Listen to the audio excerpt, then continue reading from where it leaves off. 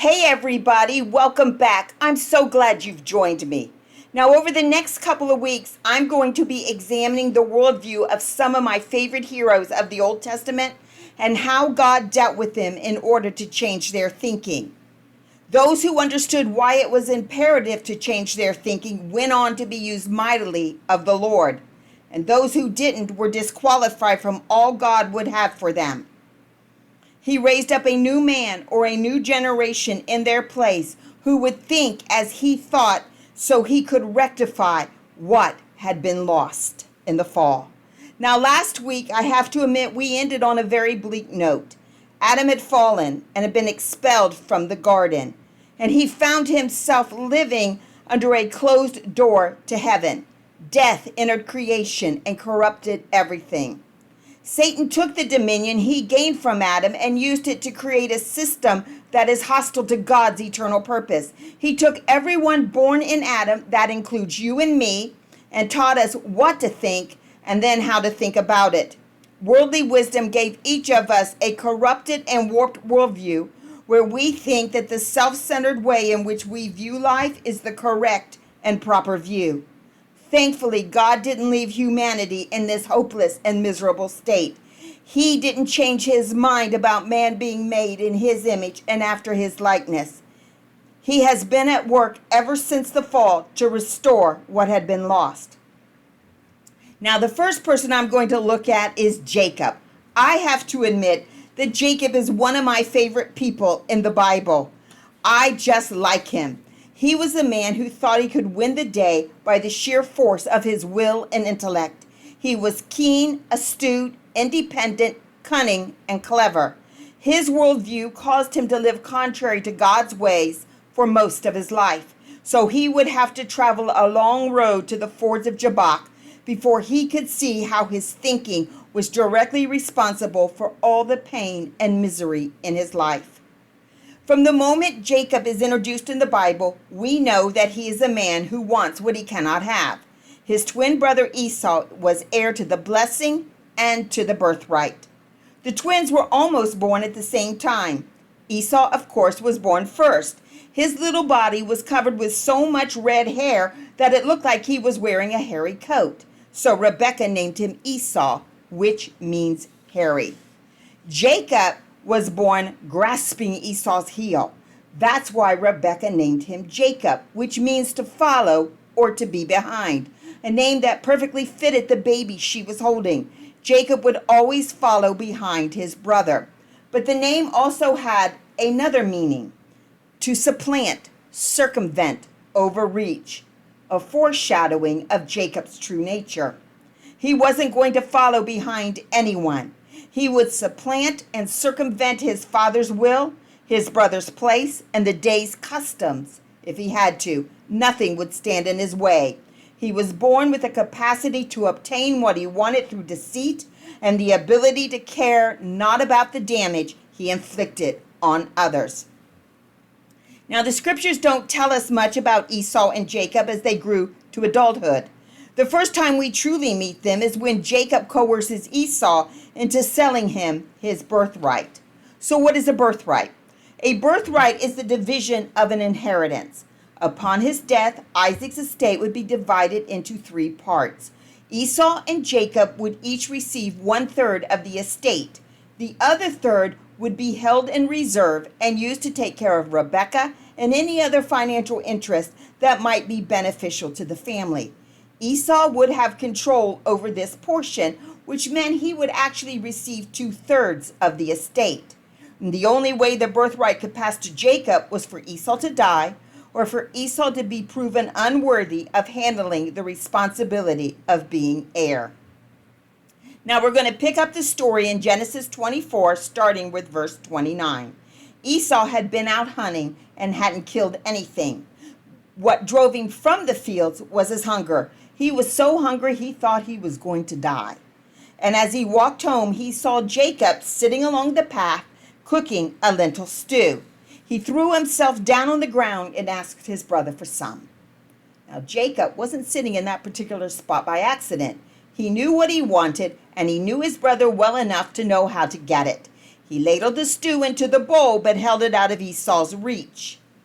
The stew wasn't free. If Esau wanted it, it would cost him his birthright. Esau agreed. What good was a birthright if he starved to death? Jacob shook his head. The agreement came too easily. He was serious about the price. So he made Esau swear that the birthright was his. Esau did. He swore. Jacob handed over the bowl and some bread. When Esau finished eating, he started toward home. Now, the next time we see Jacob, it is at the pivotal moment in his life. It's important to note that Jacob is now 70 years old. He isn't a youth with questionable judgment. He is a mature man with a fully formed worldview. Genesis 27 tells us that Isaac was old, going blind, and believed he was dying. He called Esau into his tent and told him it was time for him to receive Abraham's blessing. He asked his son to go hunting so he could make Isaac's favorite dish. After they ate, Isaac would bless him. Rebekah overheard their conversations and told Jacob that if he wanted the blessing, he needed to act now. Her motive in deceiving her husband is an easy one to understand. While she was still pregnant, the children struggled within her, so she sought the Lord to find out why. The Lord told her that her 2 sons would become 2 nations, and the older son would serve the younger. Rebekah interpreted the Lord's words to mean that Jacob was Isaac's true heir. Now Jacob hesitated. He wanted the blessing, but he didn't know if he could get away with deceiving his father. After all, Esau was hairy, while he was smooth or hairless. All Isaac would have to do is grab his hand and his lie would be exposed, and he would be cursed and not blessed, and he didn't want that. Rebekah came to his rescue. If Jacob wanted the blessing, then he must do what she told him, and they needed to hurry. Esau might return at any moment. Jacob brought his mother 2 goats from the flock. While the meal was cooking, she took the skins and put them on his arms, his hands, and the smooth of his neck. She also retrieved some of Esau's clothing and made Jacob put them on. Then she handed him the meal, pointed him in the direction of Isaac's tent, and gave him a little push. For Jacob, it was choosing time. He walked into the tent and announced he was Esau. Isaac didn't believe him because he recognized Jacob's voice. "Who are you?" he asked. "I'm Esau," Jacob replied. Isaac bid him come closer. Jacob walked over to his father, who reached out and grabbed his hand. They were hairy. Still not convinced, he asked again, "Are you really Esau?" I don't believe Jacob hesitated. His worldview justified what he was doing. It wasn't his fault he was born second. He wanted the blessing, and this was the only way he knew how to get it. "I am," he answered. They sat and ate the meal together. During that time, Isaac grabbed Jacob's robes and smelled them. They smelled like the field Esau hunted in. Isaac relaxed. Now convinced that it was Esau sitting next to him, Isaac blessed him. No sooner had Jacob left the tent than Esau entered. When he greeted his father, Isaac began to shake. This time the voice matched the son. Isaac told him what Jacob had done. Esau stared at his father in disbelief. Surely Isaac could revoke the blessing if Jacob had gained it through deceit. But his father couldn't. What was done was done. Esau received a separate blessing, but it wasn't the same. After he left his father's tent, Esau told anyone and everyone who would listen what Jacob had done to him. And once the days of mourning for his father were complete, he would take great joy in murdering his brother and taking back what Jacob had stolen from him. Someone heard Esau's rantings and told Rebekah what he was planning. She knew she needed to get Jacob as far away from Esau as she could. So she asked Isaac to send him to her brother in Haran so he could find a wife that would make them both happy. Isaac agreed, and just like that, Jacob was on his way to Haran. That night, using a stone as a pillow, Jacob slept so soundly that he was able to dream. Now, I don't know about you, but if I had lied to my father, stolen from my brother, and had to be sent away so I wouldn't be murdered, I don't know if I would be able to sleep. But not Jacob. He dreamed of a ladder stretching from heaven to earth with angels ascending and descending upon it. At the top of the ladder stood the Lord, who promised to give the land to him and his descendants and multiply his descendants like the dust of the earth. His family would be a blessing to all the other families. Then the Lord promised that he wouldn't leave Jacob until he had done all that he had said. Jacob woke up in fear and awe. He had made his camp at the door of heaven and hadn't known it. He took his pillow and poured oil on it and called the place Bethel, the house of God. Then he began to pray. His worldview filled every word. He promised to serve the Lord if the Lord would protect him, give him food to eat, and clothes to wear. He told the Lord that it would be up to the Lord to clean up the mess he had left behind in Beersheba. In other words, the Lord would have to deal with Esau. And if the Lord did all of that, then Jacob would allow him to be his God, and he would tithe the full tenth of everything the Lord gave him. Wow, what a deal for the Lord. I mean, really, who could pass that up? Unfortunately for Jacob, Haran wasn't the safe haven he believed it to be. Waiting for him was his uncle Laban, a man who not only shared Jacob's worldview, but lied and deceived for the mere practice of it. When Jacob showed up on his doorstep, Laban couldn't believe his good fortune. He was well acquainted with Abraham's wealth, having tasted a small portion of it when Abraham's servant paid the bridal price for Rebekah. Now the heir of all that divine fortune that had made Abraham rich beyond words was standing right before him. He would entrap his nephew into serving him for years and squeeze all the gold out of him he could. And Jacob was making it so easy for him, for he was in love with Laban's youngest daughter, Rachel. Laban told Jacob that he couldn't allow him to work for free just because he was family. He would pay a fair and competitive wage. All Jacob had to do was name it. Jacob's price was Rachel's hand in marriage. Laban shook his head. No, he just couldn't give Rachel to him without receiving a bridal price that was in line with the family's reputation. I mean, he hated to ask for so much, but he had to think of their standing in the community. So they decided together that the bridal price would be 7 years of labor. Once Jacob fulfilled the contract, he could marry Rachel. Laban gave Jacob his word of honor. The 7 years passed quickly. Before Jacob knew it, it was his wedding day. The sun had set when Jacob asked Laban to bring his new bride to his tent. The woman Laban brought was heavily veiled, and in the darkness, Jacob couldn't see her clearly. So imagine his shock when he woke up and saw Leah, Rachel's older sister, for those who aren't familiar with the story, sleeping next to him. Next, imagine his outrage when he realized that Laban had deceived him. He confronted his uncle, who just shrugged. Appealing to the family's reputation again, he said that Rachel couldn't be given in marriage before Leah. The family would never recover from such a scandal. But to mollify Jacob's wounded feelings, he would be willing to let him marry Rachel if he would complete Leah's week, which meant Jacob would play the happy groom all through the wedding celebration and not bring any shame or dishonor on the family by telling everyone what Laban had done. Oh, and by the way, he would require another 7 years of service for Rachel's bridal price. Well, Jacob agreed because he didn't have a choice. He wanted Rachel as his wife. And for that to happen, he had to swallow his outrage and accept Laban's conditions. What of the women in this story? Leah was complicit. All she had to do that night was tell Jacob who she was. But she didn't. She kept silent and pretended to be her sister. And if Leah was brought, what happened to Rachel?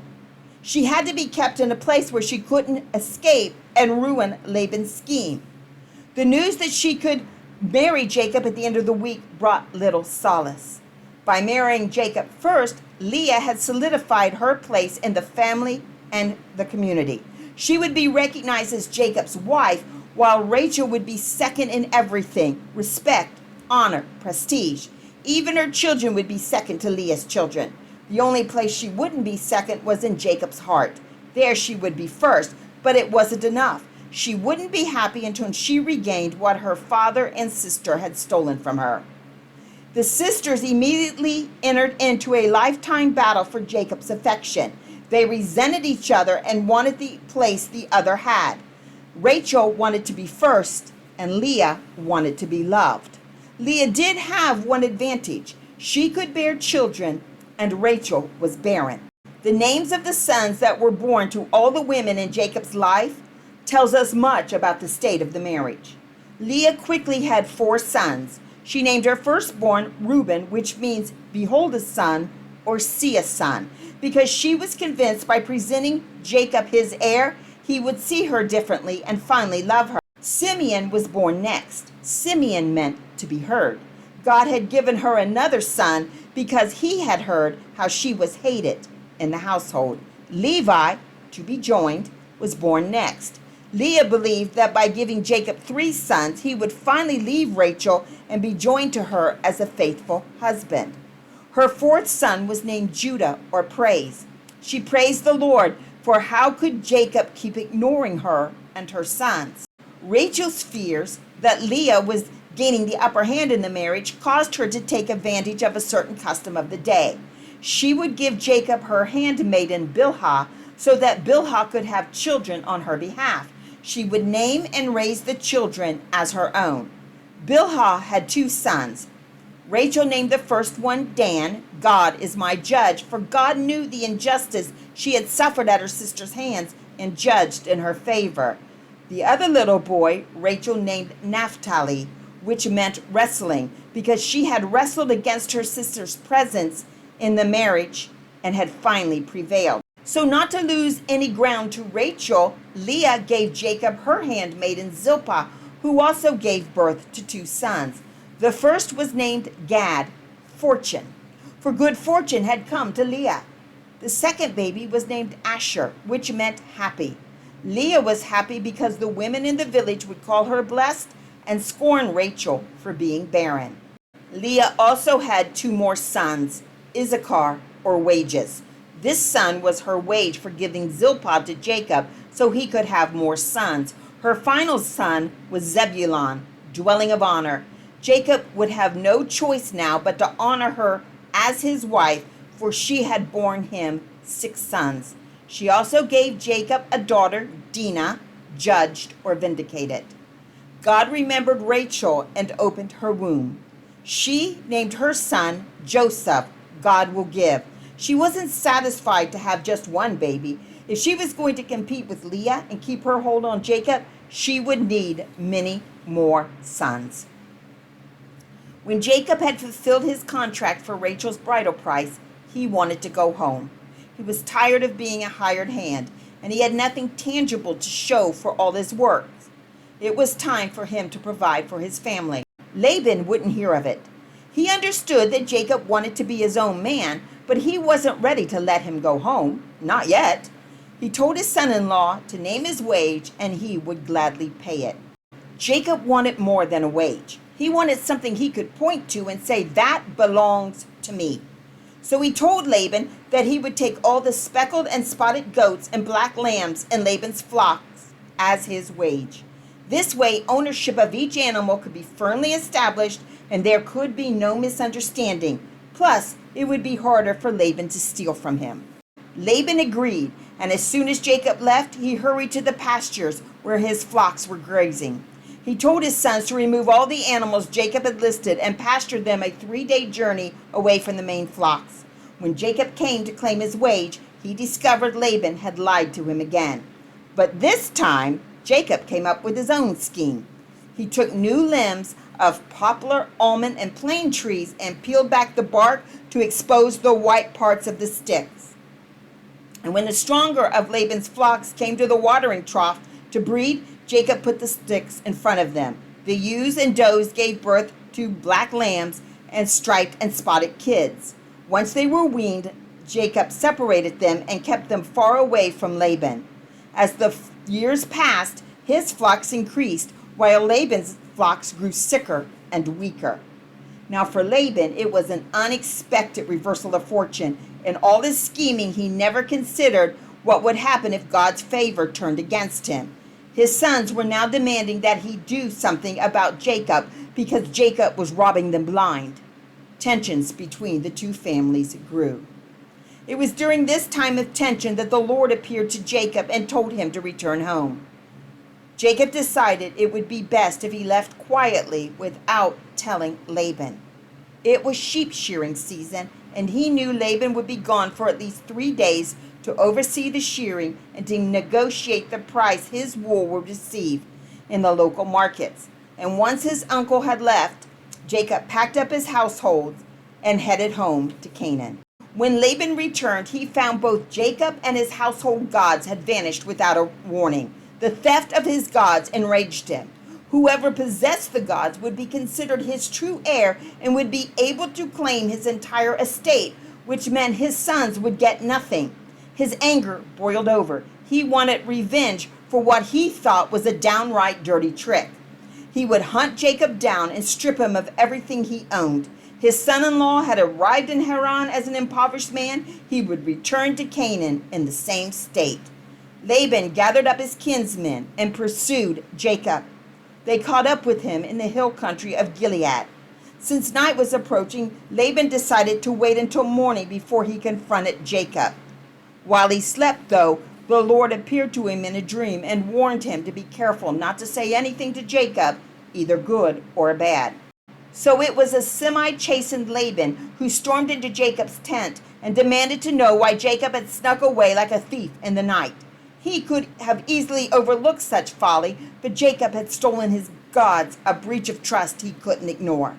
Jacob denied that he had stolen anything, but Laban was welcome to search his baggage if he wanted to.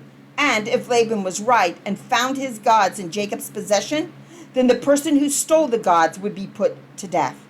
While Laban's kinsmen searched Jacob's tent and baggage, Laban searched Leah's tent. He didn't find his god.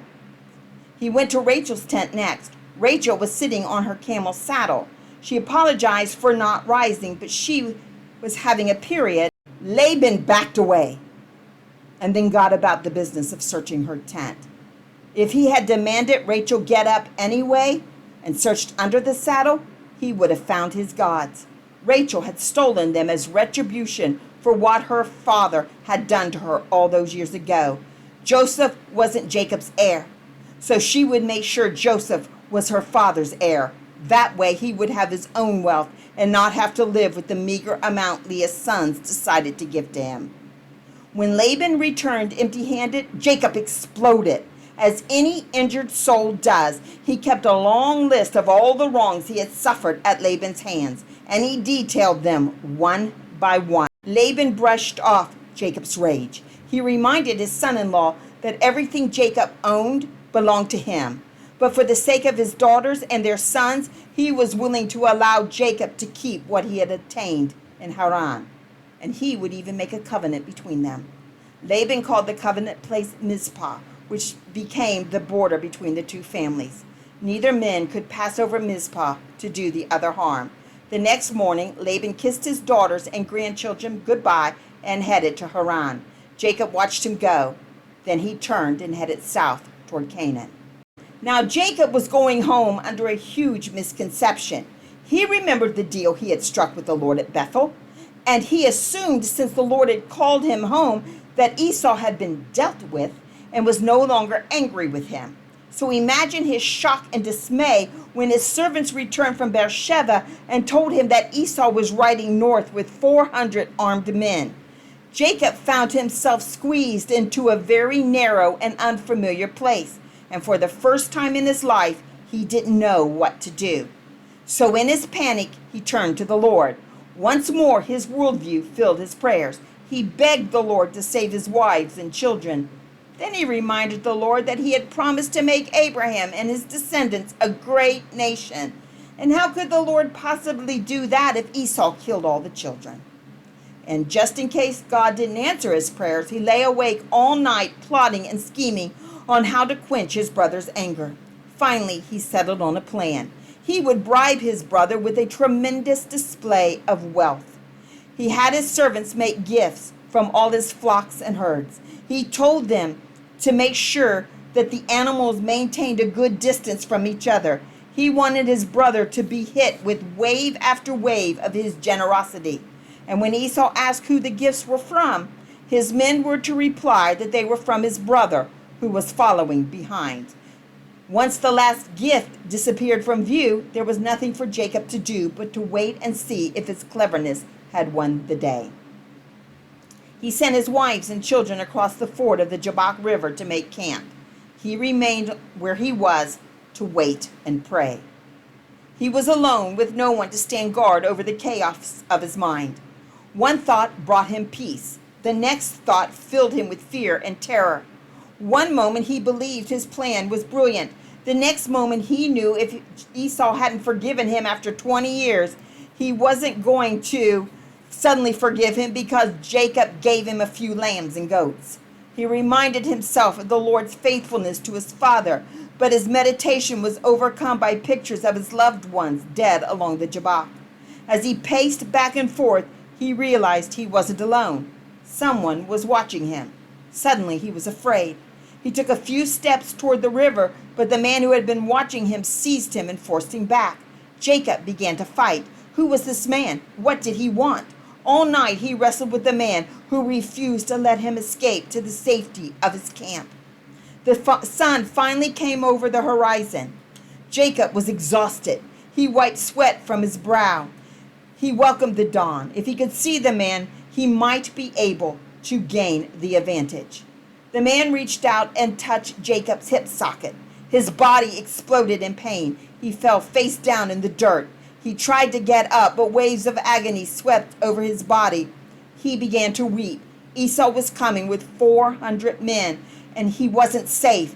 He had to get up, but he couldn't. He was out of joint.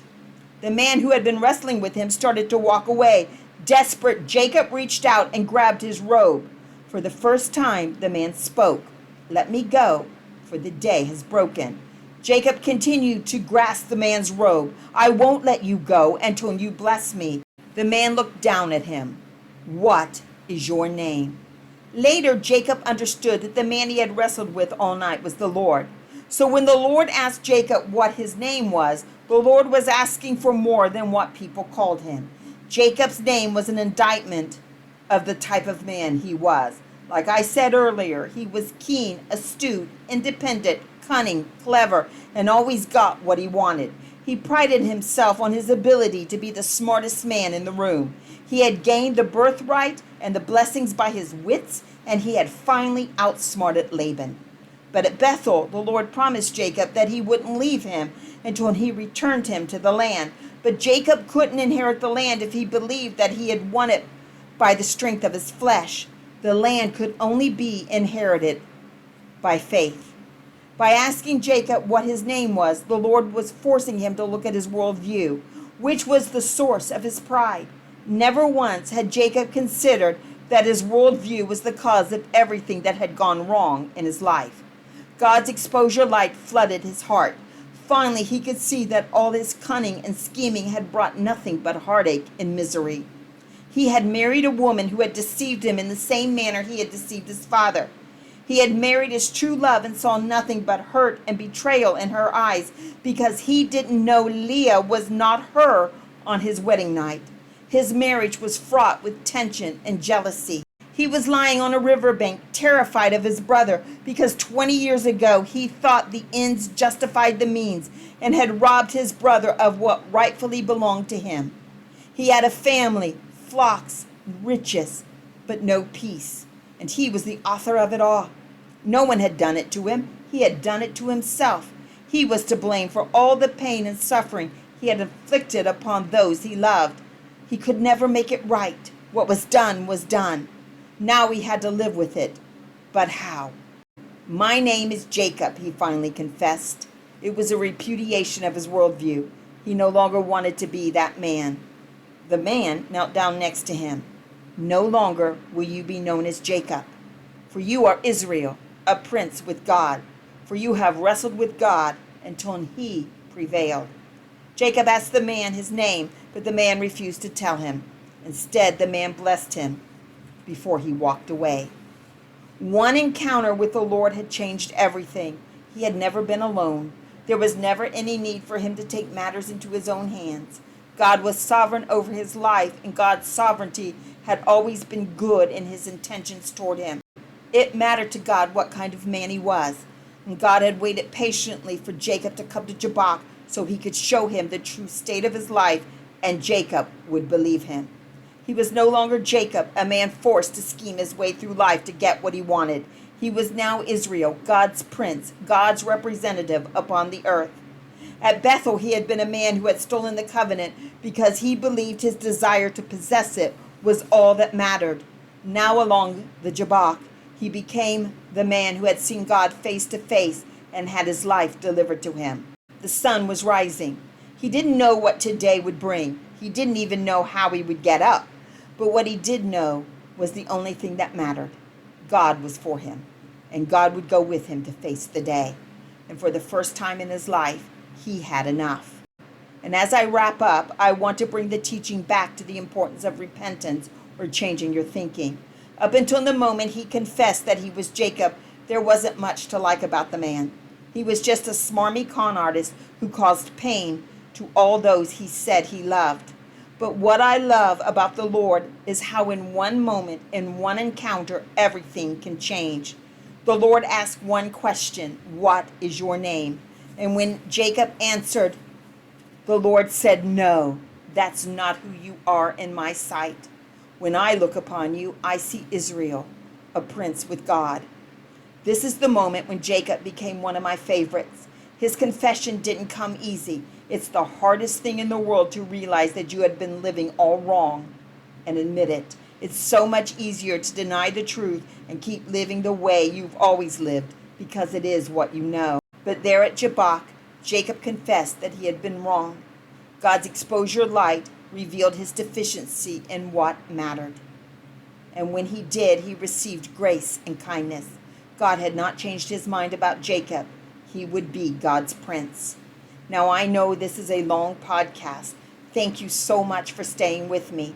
Next week, we're going to be looking at why Jacob was necessary to God's work.